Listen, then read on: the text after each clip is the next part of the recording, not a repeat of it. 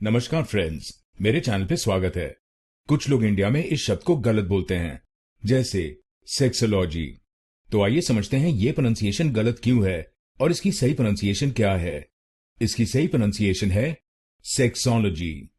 Sexology. इस शब्द में 4 शब्दांश हैं। पहले शब्दांश को बोलिए सेक, सेक।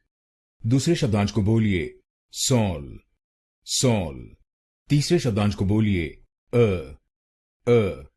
और आखिरी शब्दांश को बोलिए जी, जी।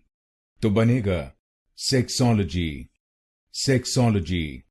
सेक सॉल जी, सेक सॉल जी, सेक्सोलॉजी, सेक्सोलॉजी। और इस शब्द में आपको दूसरे शब्दांश पर जोर डालना है, सेक्सोलॉजी, सेक्सोलॉजी। अब आपको मालूम हो गया इस शब्द की सही प्रोनाउंसिएशन।